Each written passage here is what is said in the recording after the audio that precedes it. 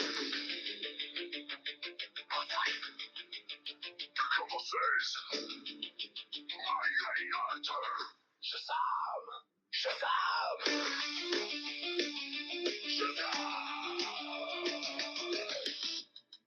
Shazamcast!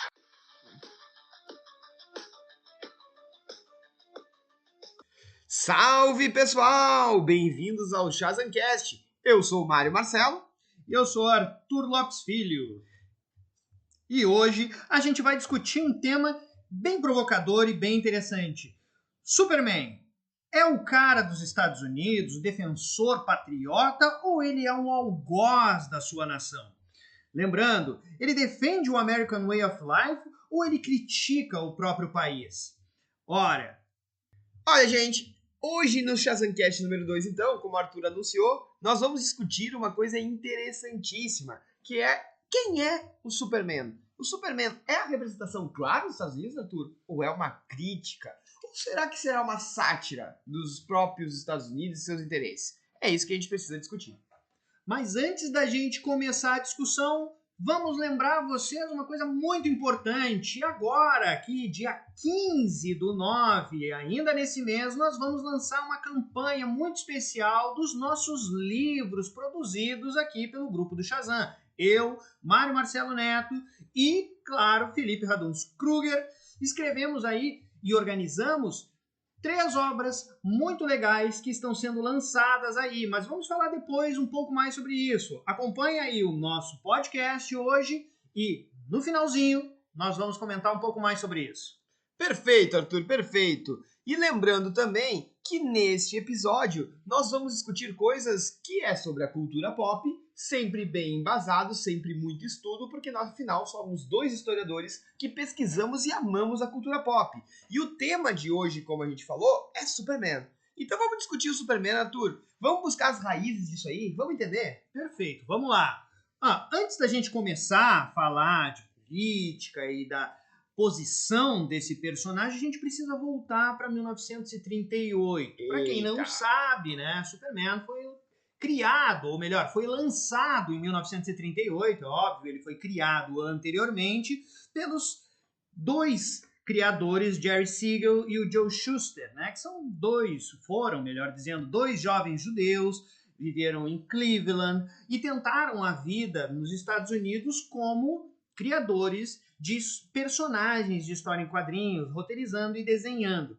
Eles cresceram no meio da Grande Depressão, lembrando, 1938 ali, os Estados Unidos ainda estava vivendo os reflexos da crise de 1929 que afetou todo o país, né? E também não podemos esquecer que 1938, quando Superman é lançado, os Estados Unidos está observando as movimentações que estão acontecendo na Europa, da ascensão do Partido Nazifascista e também dos grupos reacionários em adesão a essa ideologia no próprio país que eles viviam. Estados Unidos, né? Até a gente sempre esquece de falar normalmente, mas vamos lembrar, pessoas de renomes como Henry Ford, né? Sim. Talvez um dos maiores inventores dos Estados Unidos ali, envolvido com a fabricação de carros, foi um grande flerte que ele teve com o nazismo, né? Um certo, vamos dizer assim, admirador profundo. Uma admiração, uma profundidade ali, né, dos ideais, de certa forma, a figura de Adolf Hitler e do próprio partido nazifascista, ele trazia algumas soluções fáceis e rápidas para várias questões que se envolviam ali, as crises que a Europa estava vivendo e que, claro, os Estados Unidos, como ainda em estado de crise ali pós 1929, também estava vivendo a sua maneira. E, claro, ali, naquele país, nos Estados Unidos, se tinha esse pensamento de nação forte, de ideologia eugênica, de crescimento social. E é importante lembrar, né, Arthur? A gente tem que sempre julgar o passado com os olhos do presente, mas pensando que o passado não tinha as informações que nós temos hoje. Então, dizer que Hitler é um monstro em 2025 é uma coisa. Dizer em 1938 é bem diferente. Não estamos elogiando em nenhum momento as práticas de Hitler, bem pelo contrário. Mas vamos lembrar uma coisa importante, revista Times, 1936. Quem foi o homem do ano? A capa. Adolf Hitler, na capa. Então a gente tem que lembrar que não é uma coisa que era consenso mundial, do tipo, meu Deus, que monstro! Não! A gente não tem revelado, nem criado ainda em 38, por exemplo, campos de concentração. Então as práticas, as políticas antijudaicas, elas eram outras. E onde entra o Superman nisso? Nós estamos falando, lembre-se que o Arthur listou uma coisa importante, são 2 jovens judeus. Só que tem um outro detalhe, são 2 jovens judeus pobres. Porque Joe Shuster e Jerry Siegel não são os judeus ricos, milionários, a qual Hitler dizia que eram donos do mundo. São judeus pobres, que mal tinham o pão de cada dia, como diria minha avó, que tem muito pouca posse, que justamente estão ali tentando a vida, desenhando. Arthur, vamos pensar, quem é que ganha dinheiro vendendo arte na praia, Arthur? Então, ou seja, eles estão tentando, num contexto que vender arte na praia era pior do que vender arte na praia no contexto hippie. Então, ou seja, eles estão tentando viver da forma mais, vamos dizer, underground, mais subterrânea que podia se ter praticamente naquele momento dentro da legalidade. Então, são pessoas pobres, que são de origem judaica, que sabem que os judeus estão sofrendo perseguição, embora não fosse ainda a que vai se tornar, mas já sabem que estão sofrendo perseguição, que criam esse personagem. E agora, o que a gente tem que entender é, que características tem esse personagem? Então, por exemplo, quem é este Kal-El? Isso é um elemento que para nós é muito importante, porque ele é praticamente uma história bíblica. Ele é, de certa maneira, o que a gente pensaria de um Moisés colocado na cesta e jogado no Nilo. Por quê? Porque basicamente ele é enviado para salvar. Ele vem de Krypton para salvar a Terra, sem saber que ele é Salvador. E essa é a grande característica das histórias messiânicas do Antigo Testamento, ou dos judeus, ou da Torá, que é ser aquele que te salva sem saber que te salva. Normalmente revelado pelo Espírito Santo, ou melhor ainda, pelos anjos. Gabriel, o anjo mensageiro, vai avisar Abraão, Abraão, guia teu povo até Canaã. Então, Kal-El também não sabe que é Superman.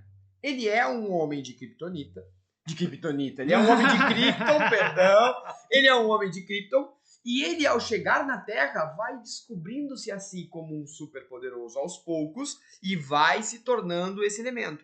Mas sabe o que chama atenção? O prefixo El no nome dele. Por que isso chama muita atenção? Porque esse sufixo El a gente conhece em hebraico como algo que significa divino, de Deus. E olha só os nomezinhos que eu vou te citar aqui, Arthur. Israel, Gabriel, Miguel, Daniel. Todos eles são o quê? Anjos, Arthur. Muito bem. Então nós temos Kal-El quase como se fosse o anjo estadunidense. Será que ele é? Será que ele é este salvador? Então a gente tem que pensar um pouquinho nesse aspecto, porque a gente sabe que essa influência hebraica, ela aparece na história, sobretudo nas histórias iniciais, mas elas criam a base, o elemento base, o elemento salvador, primeiro, o elemento do nome, e ela vai começar a ser construída. Tá?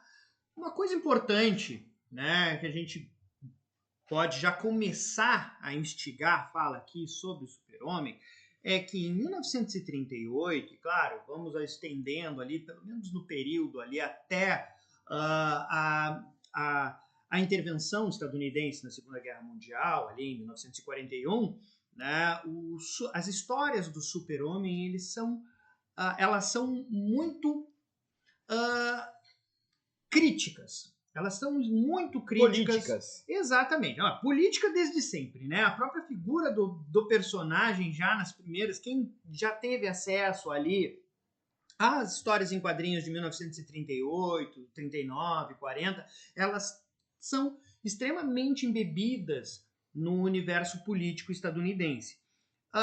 Mas, sobretudo, a primeira história da Action Comics, o Super-Homem, ele é um personagem que soa como uma espécie de ideal estadunidense, um ideal de supervalor, né? Alguém que estaria acima dos valores mundanos.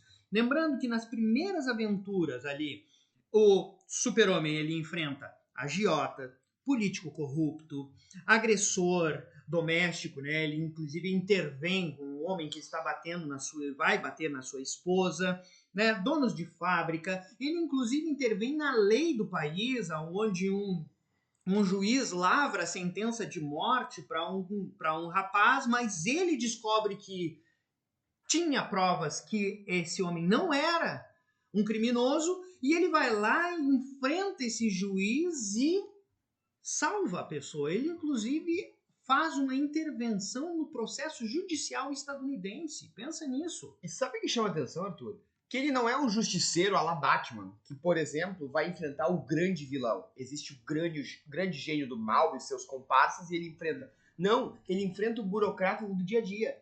Por exemplo, no início, não tem um Lex Luthor ainda. Sim, não tem um Brainiac. bem depois. Então, ou seja, ali no início ele enfrenta um cara que vai ter o nome naquele episódio, mas no outro vai ser outro, e ele é o cara do cotidiano, que pode ser o meu chefe que eu odeio, que tá me explorando no trabalho, que pode ser o juiz que me julgou e que acabou de me dar uma sentença e eu sou inocente. Ele tá enfrentando os problemas reais do dia a dia.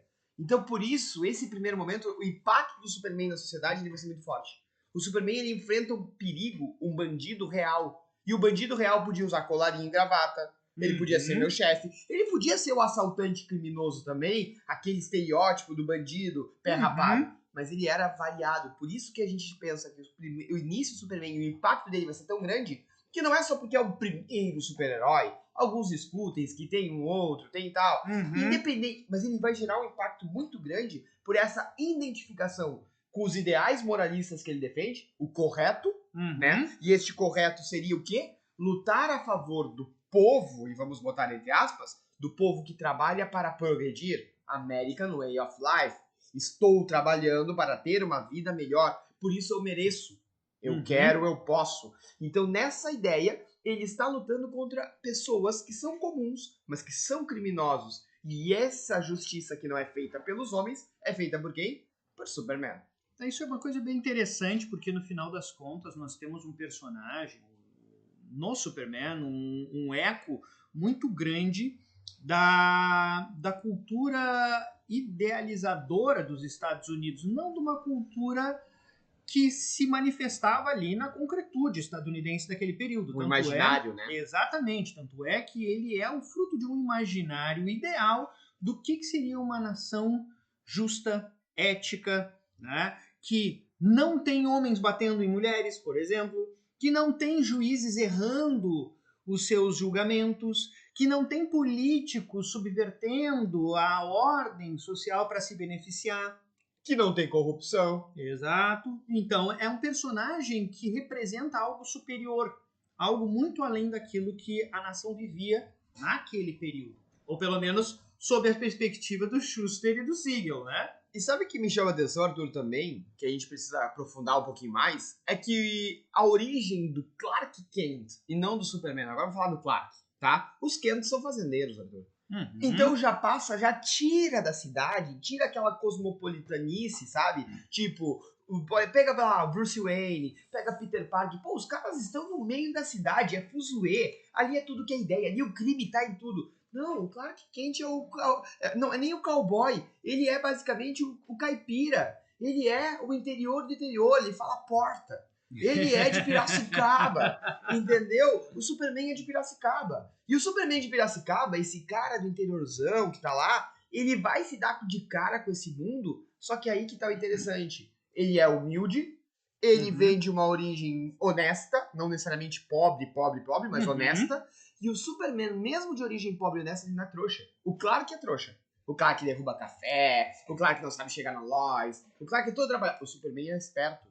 Ele não, principalmente, ele é incapaz de titubear perante a ação. Então ele chama a atenção por isso, porque ele também gera uma identificação maior no povo, que sai da ideia da cidade que tá abafada pelo crime organizado, depois das máfias e tal. Ele tem uma outra perspectiva, e não é uma perspectiva tão estereotipada do interior, mas também consegue relacionar. Sabe quando é que a gente vê isso? Um exemplo claro? Em 46. Um arco da rádio, o Superman vai ganhar um programa na rádio, Arthur, que vai ser um dos mais famosos da história, tá? Sim. As Adventures of Superman.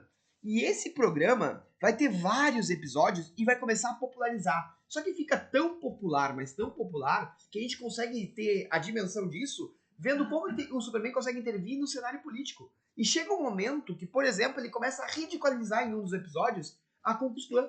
Começa a fazer piadas, entre aspas, do tipo, como se as ideias fossem absurdas, isso, obviamente, ou são, sim. Mas isso não era explicitamente colocado, Vejam, estamos falando de 1946, Martin Luther King nem existia aqui Uhum. como alguém político importante, estava recém Sim, nascendo. não tinha ainda essa expressão, né, política tão grande como teve, né, ao longo da história nos Então, anos 60, depois, né? Exato, os direitos civis não era uma pauta nesse momento Uhum. aqui. E ele já começa criticando a Ku Klux Klan, isso usando informações reais, ele consegue fazer o quê? Ele consegue reduzir o poder de recrutamento da clã. A gente nota, e as pesquisas mostram claramente isso, o quanto a Ku Klux Klan diminuiu os ingressos de novos combatentes, e essa palavra eu acho meio escrota para o que é, de novos, sei lá, criminosos na Ku Klux Klan, Sim, começam sim. a diminuir justamente por uma influência, não do Superman em si, o Superman falou e eu faço. Não, mas ele deu voz a algo muito potente. E aqui a gente começa algo que nos interessa muito, né, Arthur?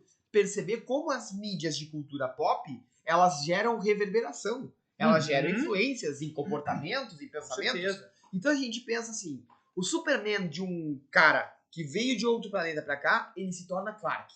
Uhum. Clark é um ser pacato, um ser da fazenda, agricultor. Clark se dá por conta de ter a necessidade de ir para a cidade e conseguir emprego. Vai, acha emprego. Só que ele percebe que ele é diferente, que ele tem algo a mais que os outros. E aos poucos ele se torna Superman. Né? Perfeito, Quase que perfeito. sem querer, vamos dizer Uhum. assim. E quando se torna Superman, parece que junto com os poderes, não é que vem grandes responsabilidades, vem grandes discernimentos. Uhum. Pra mim, a grande característica do Superman, não sei se tu concorda, Arthur, você é polêmico aqui, mas a grande característica que tentam colocar no Superman é a capacidade de discernimento, dele diferir o que é ruim, o que é bom e decidir sempre certo. Claro que vai ter histórias que ele vai decidir mega errado, acho que a Alan Moore vai querer explorar isso, a gente vai falar mais adiante. Mas a maioria das histórias ele decide certo. O que a gente, o cidadão comum, pensaria como certo, por isso que ele não mata, isso e aquilo. Então acho que essa história da rádio, da Ku Klux Klan, mostra muito bem isso pra nós. Não, perfeito, perfeito. Eu vou fazer aqui um parêntese sobre a questão histórica do Superman, porque essa origem, essa parte inicial e originária dele, ele é muito clara, né, que ele é um algoz daquilo que na concretude, tá, na vida cotidiana nos Estados Unidos, de fato é, tá? Então ele é o reflexo de um ideal. Sim, inclusive a proximidade dele com a família dele, que é do interior, parece uma coisa mais originária, uma simplicidade de vida, de um valor moral mais simplório, mas mais tradicional, mais real, mais sensível, mais né? palpável mais ao cidadão palpável comum. ao cidadão. Tu não deve agredir o outro. Por quê? Porque não tá certo. Porque não é bom. Matar não é bom. Você tem que ter uma vida prazerosa, justa, honesta. São coisas mais simples que a gente imagina enquanto tem essa visão enquanto imaginário do que seria uma vida de interior, uma vida mais simplória, uma vida mais honesta com as pessoas que estão à tua volta, né? Nesse sentido, nós vamos ter algo muito claro. Agora, nós não podemos esquecer que ao longo da história, e quem conhece a história das histórias em quadrinhos, sabe que houve ali um grande movimento na década de 50, né, de caça às bruxas, aquele período macartista, pega o comunista, né, e que inclusive envolveu diversas mídias, tendo como reflexo nas histórias em quadrinho a criação de um conselho autorregulador, né, dos grupos de quadrinhos da época, que foi o Comic Code Authority, né, e isso fez com que, lembrando, isso não foi uma lei imposta pelo país, mas foi uma forma das próprias indústrias de quadrinhos se proteger, né, diante a perseguição que estava acontecendo no país. Então eles colocaram alguns códigos, né, que pudessem fazer com que as histórias em quadrinhos se adequassem à moral estabelecida pela política macartista, né, e garantisse ainda venda. Arthur, vamos traduzir pro pessoal então? Fizeram o código Family Friendly do YouTube. O Family Friendly, exatamente. Tá. É isso aí, falou. Vamos pegar um exemplo. Quem nunca viu um vídeo que vai lá falar, e o vídeo fala, por exemplo, a palavra estupro. E aí tá lá, e aí bota um sinalzinho, hashtag, alguma coisa e pra tal. romper ali. Pra quê? Pro algoritmo, ao ouvir a palavra, principalmente ler, né, que escrita é muito mais fácil, ele não vai dimensionar o vídeo, não vai impulsioná-lo, porque tem essa palavra. Exato. Pesado. Então é mais ou menos isso que faz o Comic Code. Ele basicamente tem como objetivo não é censurar no sentido de um governo censurando. É uma autocensura, claro que os artistas são censurados, obviamente, Exato, porque né? vem de cima Tiveram da que se editora para adaptar. baixo, mas ele vai ter que mudar a temática. A temática, a abordagem, alguns dos personagens, mas a maioria mantém os personagens. Tu vai excluir um personagem como o Superman que desmobiliza a combustão? E ganha milhões vendendo quadrinhos. Lembrando que nesse período quadrinhos vendia muito, gente. Então, assim, olha, a gente não vai se ater aqui, a gente pode até ter um programa sobre Comic Code. Eu quero, exijo. Mas o que acontece? O personagem, assim, o Super-Homem, como outros personagens das histórias em quadrinhos, tiveram que se adaptar a uma nova regulação. Então, o que acontece? Para quem estuda história em quadrinhos, isso é clássico, né? Dos anos 50 até meados ali da segunda metade dos anos 70, nós vamos ter histórias muito pasteurizadas, muito Escoteiro. comuns. Exatamente. Vai ter um Superman que não é tão ativista político, mas alguém que vai lá, venceu o supervilão e se resume a isso a história. Nós vamos ter isso em Batman, nós vamos ter isso em Mulher Maravilha e em outros muitos personagens, tá? Agora, o que acontece? Quando é que vai ter a revitalização do personagem? Quando o Comic Code Authority começa a ruir, ele cai. Porque as vendas caem. Porque as vendas caem. Então, quando começamos a bater nas portas dos anos 80, nós vamos ter uma reformulação dos quadrinhos com personagens revigorados, né? Rompendo com a ideia do código, né? Vem ali, já vem algumas histórias nos anos 70, mas nos anos 80 vai ser um grande choque.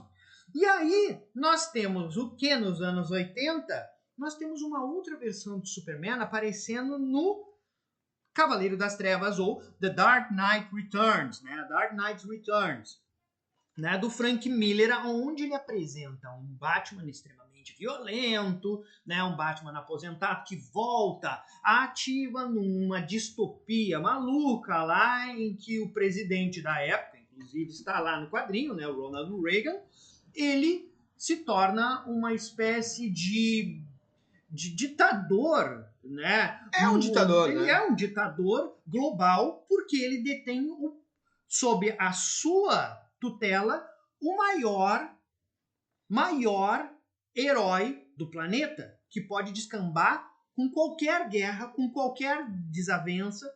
Ele é maior que as armas nucleares. Ele é maior que as armas nucleares. Ele Estamos falando do Superman aqui, Superman né? ou Dr. Manhattan? Ah, para aí tu quer um outro programa, para aí. Né? Não, mas é por aí. Aqui nós temos um Superman que ele é um patriota, mas num outro viés. E aí nós temos um problema. Vamos lá. E assim, gente, olha só, esse problema que a gente tá falando é o que acontece. O Superman que vai ser colocado em xeque aqui, e lembre-se, tá? Aqui o nosso foco é discutir, a gente parece que a gente pulou muita coisa, né?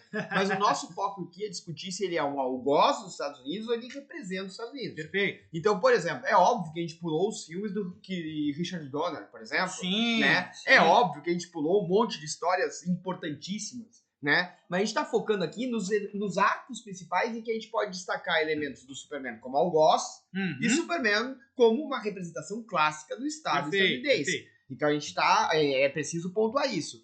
E aí a grande questão... Quando a gente vê esse contexto, a gente vê que o Superman, basicamente, ele representa, nesse contexto dos anos 80, o establishment. E o que seria isso, Arthur? Vamos traduzir pro pessoal aqui pra gente entender. Ele representa o status quo. Não, peraí, traduzir nada. O que ele representa? Ele representa o poder. Ele representa o conservadorismo do poder. Não necessariamente dos costumes. O Superman não vai ser um misógino necessariamente. Exatamente. Ele não vai ser um racista. O Superman não tem, no seu histórico, das suas histórias, esta visão preconceituosa dos costumes. Nem no Cavaleiro das Trevas, tá, gente? A gente tá dizendo aqui que o Superman ele defende o establishment dos Estados Unidos. Nós estamos falando que ele se torna um ditador. Exato. Pelo contrário, tanto é que tem vários momentos, antes que nos dê hate aqui, né? Exato. O pessoal pode ver ali que na história do Dark Knight Returns, ele vários momentos questiona a posição do presidente, ele tenta conversar com o Bruce Wayne, que é o Batman ali, ele tenta fazer várias ações que são muitas vezes em oposição ao que o próprio presidente queria. Que para o presidente é um estalo de dedo, destrói tudo isso. Sabe que eu tendo a pensar, Arthur, que o nosso querido Frank Miller se inspirou muito até mesmo, eu acho que em diálogo, não sei se em diálogo pessoal, mas pelo menos intelectual ali de produção com o John Byrne, por exemplo, quando vai pegar o Bruce Wayne e vai pegar o próprio nosso querido Superman. Por quê? Porque os diálogos do Bruce com o Superman na história do Cavaleiro das Trevas, são diálogos que tu, como leitor, tu começa a pensar, e eu acho que o Frank Miller não é um bom dialogador. Os diálogos dele não são sempre excelentes. Dialogador é ótimo, hein? Os diálogos dele são às vezes meio truncados. Às vezes não vão onde podiam ir, parece, sabe? Não sou o maior... Eu acho que diferente do Alan Moore, que uma palavra tem toda a diferença na história, no contexto do nosso querido Frank Miller, as palavras elas têm menos força do que o contexto geral de imagens e palavras. Acho que ele trabalha menos a questão do diálogo. Mas os diálogos do Superman com o Bruce, eles não são vazios. Ele é um cara conservador da política, né? Ele é um cara que é muito submisso à ideia, e acho que aí passa uma ideia muito militar de respeito à hierarquia, e os civis estão acima de mim porque eu sou um instrumento deles. Claro que o meu instrumento não serve para ser usado sobre qualquer coisa e qualquer hipótese, eu tenho um mínimo de escrúpulos, mas ainda assim eu aceito a ideia, mesmo que se ela não for tão contraditória a mim, eu aceito-a.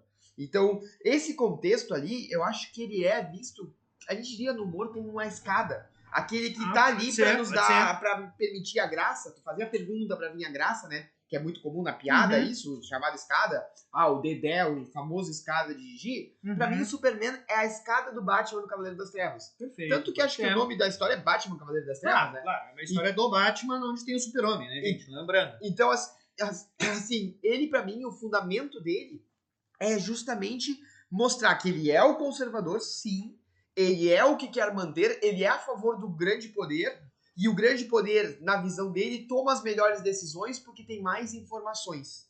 Então eu sei de coisas que o povo não sabe, eu sei que eu tenho que ser impopular para conseguir as coisas que é necessária.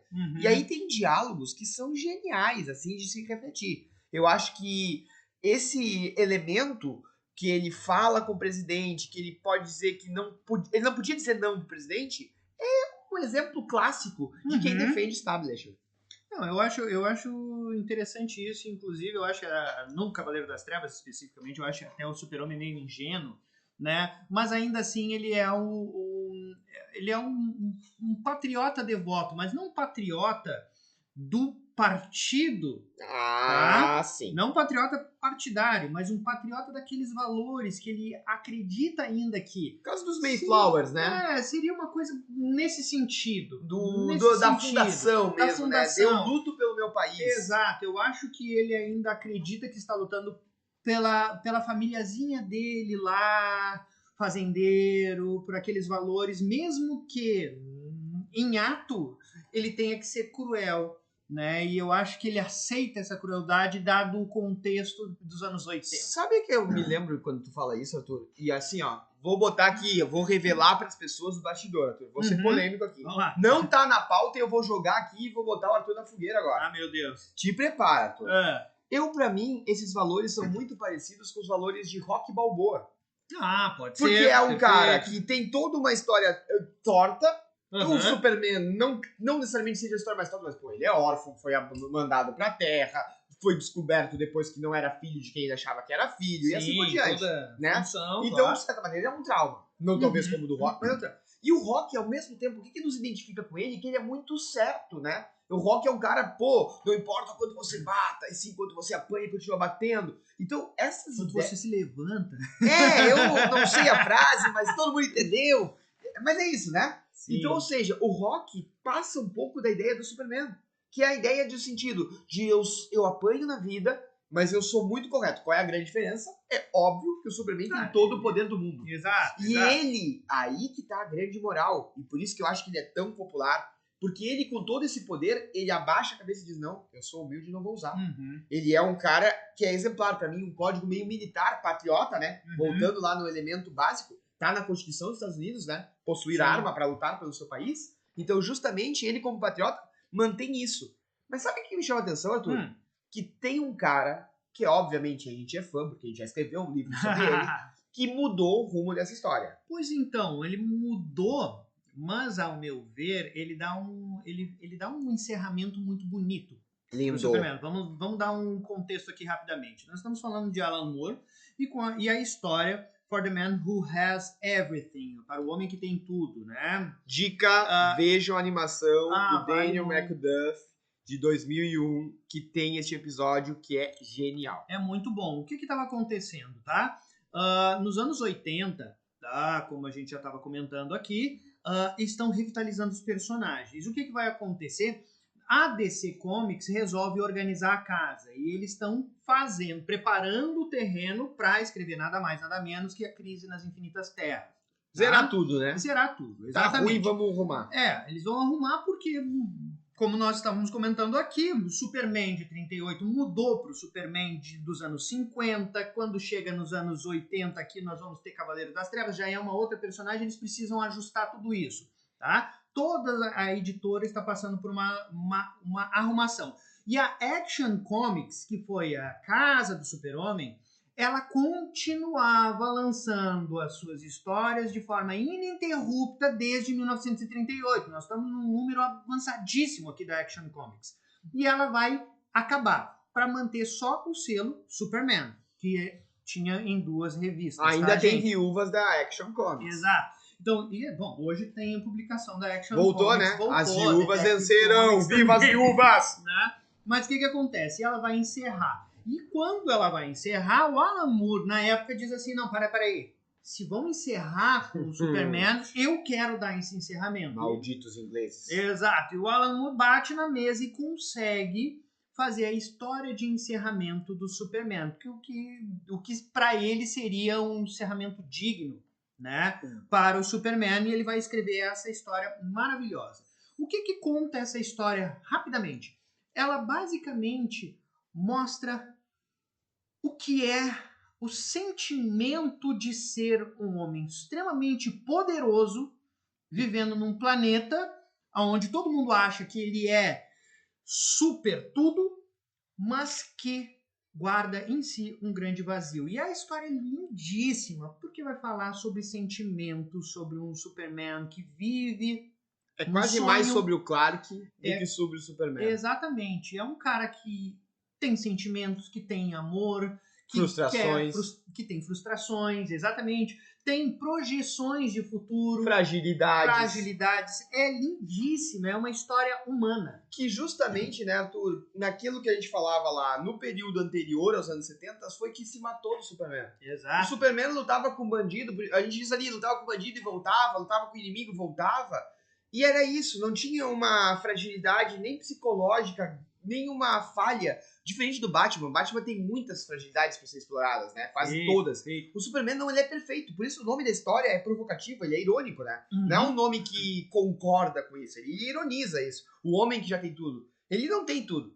A princípio, de fora tu tem tudo, né? Mas quem vê dentro, é quase aquele estereótipo, parece, que o milionário é o mais feliz do mundo, porque ele tem tudo, ele tem todo o dinheiro. Então o Elon Musk vai ser o cara mais feliz do mundo. A gente sabe que não é assim hoje. O Superman é isso, o Alan Moore vai desnudar o Superman, vai tirar a capa de Superman dele e vai não olhar só o Clark, mas vai olhar como o Superman ele é falho nesse sentido.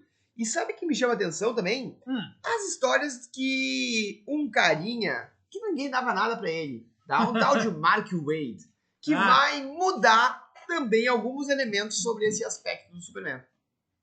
Mark Waid, perfeito, né? O Mark Waid ele vai trazer uma história que é talvez um dos grandes marcos das histórias em quadrinhos, não só da DC Universe, mas de toda a história das histórias em quadrinhos, que é o Reino do Amanhã, The Kingdom Come. Né? Que desenho, que arte aquela. Aquilo ali é espetacular. E quem tem ali, eu tenho o encadernado em casa. Ali só assim, a lombada. A lombada, por aquela lombada eu fico doido. Maravilhosa, aquela história assim. Ele vai contar uma história de um personagem que segue uma linha Alan Moore, né? Um super-homem fragilizado, Sim. que está aposentado, parece um avesso ali do Cavaleiro das Trevas, Um né? idoso quase, né? Exatamente, ele está plantando, né? Literalmente, ele está plantando.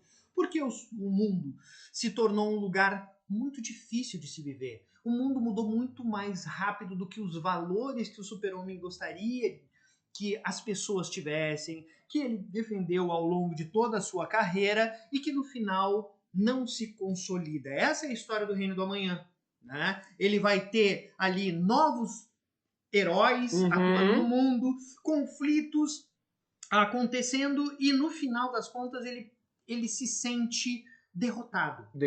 Ele se sente derrotado. Sem ter perdido uma luta física. Exato. A derrota ela é moral. As pessoas passam a seguir um grande super-herói lá, que é um assassino, né? Um fascínora, né? É um fascínora, né? É um personagem extremamente forte, criado para essa história específica, e todo mundo ama ele porque ele decide as coisas de forma rápida, ele mata os vilões, ele é um ditador. Ele tem um passo para se tornar um ditador. E o Super-Homem, ao invés de enfrentar ele e impor os seus ideais, ele simplesmente desiste. Ele diz, olha, cansei desse jogo. Ele deu literalmente um foda-se. Ele deu um foda-se e virou as costas e saiu. Então a história é essa ascensão desse personagem, ou melhor, essa nova redenção para um Super-Homem cansado que retorna à ativa. E ali nós temos um resgate, mais uma vez como o Mário estava comentando, de um personagem que parece que parou ali na década de 40 por conta do Comic Code Authority, se tornou um personagem pasteurizado, comum, e de repente ele retorna com histórias muito mais humanas. E me parece que ali no Cavaleiro das Trevas nós temos um hiato. Nós temos uma pausa, uma leitura talvez meio apressada. Não é criticar o Frank Miller, mas talvez colocou... Criticando já também. Não, mas criticando também exato. Não mas tem que passar paninho pra ele. Colocando no Super-Homem esse papel de escada, É. já que o protagonismo era o Batman, né? Exato. Mas nas histórias específicas onde o Super-Homem é protagonista, nós temos um resgate de um valor que talvez o Super-Homem sempre teve lá na sua raiz, essência. na sua essência. Né? E eu acho que isso fica muito claro. E hoje, né, nós temos, claro, esse programa não é um programa aqui aleatório, né? Nós tivemos agora há pouco um filme que foi espetacular, forte, né? Um filme forte do Super-Homem que resgata muito desse valor. Exato. Que resgata muito desse valor. E que, sobretudo em sociedades, né, Arthur, que estão em crises políticas. Né?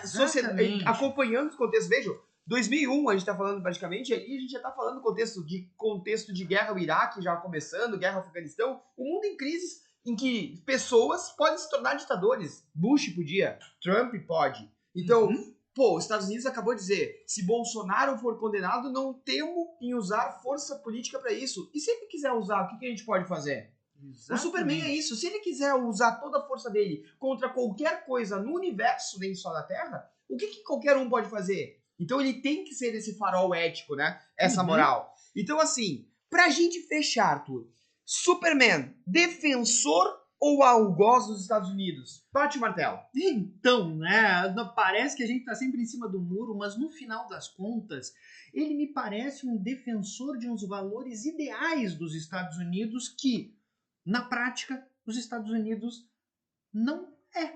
Exato. É uma idealização de algo que não existe. Exatamente. Para mim, ele é um defensor de um valor superior, um valor ideológico, idílico dos Estados Unidos. Ótimo. Utópico dos Estados Unidos. Um valor do homem simples, do trabalhador, que defende ali os fracos e os oprimidos, como é a frase clássica. Ele não é anticapitalista, mas ele também não é o feroz capitalista inescrupuloso, que faz de tudo de qualquer jeito para chegar onde quer. Ele não é aquela história que passa lá no filme do Trump. Ele não é aquele cara que vai fazer de tudo para chegar lá. Ele é um cara que é a favor do self-made man, do cara que vai lutar para chegar lá, mas ele é um cara que tem, sobretudo, chego lá se eu conseguir com meus princípios. E o princípio normalmente o princípio que a gente diria cristão, mas a gente pode chamar de judaico-cristão, o princípio do certo, do correto, Tanto é que ele usa a mão pra se defender, ele dá soco na cara, essa é a arma do Uhum. Superman. Mas ele podia fazer qualquer coisa pra aniquilar o inimigo em segundos. Um raio laser. E ele não faz porque ele não quer. Porque ele tem esse princípio moral estabelecido. Perfeito. Então, gente, espero que vocês tenham curtido esse bate-boca aqui que nós tivemos. Vamos bater sobre o boca! Super-Homem, esse debate aqui.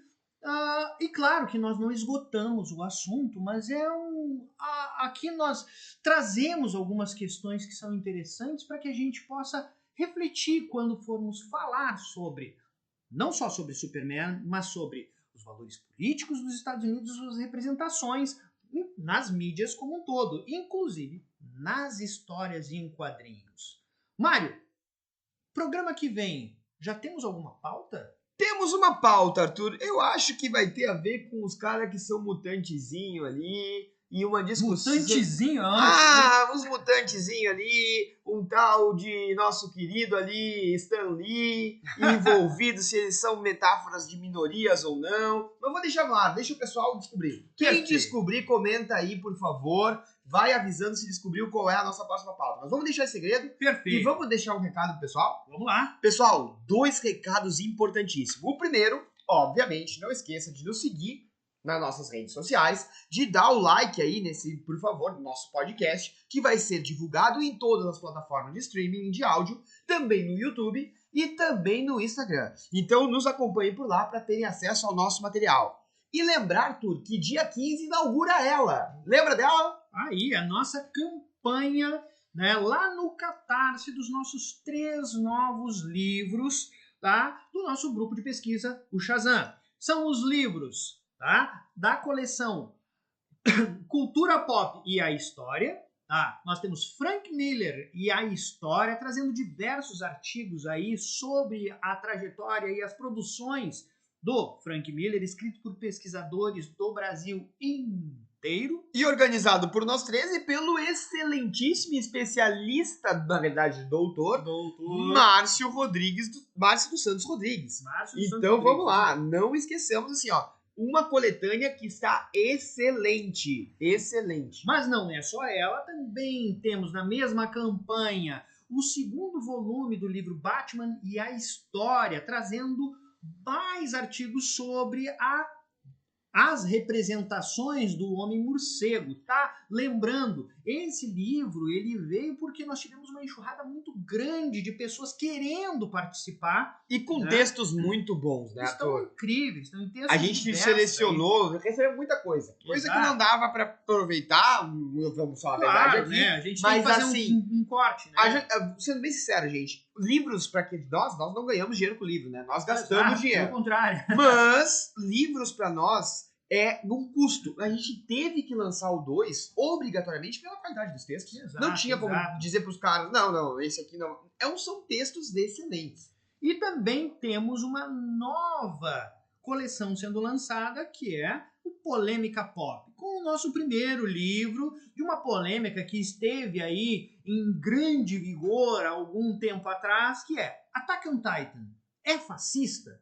Enfim, esse livro autoral, escrevemos nós 3 do Shazam, né, discutindo aí o fascismo, discutindo a produção e refletindo sobre essa questão. São livros que vão ter aí, o Polêmica Pop vão ter novos livros, né? Exatamente. Esse é o primeiro em estreia e já está aí na campanha.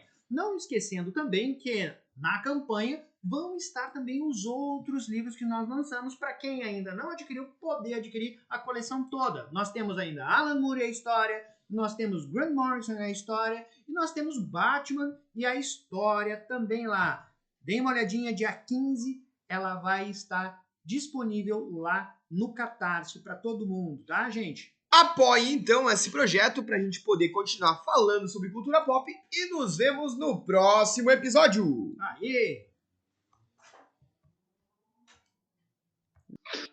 Com vocês. Shazam! Shazam!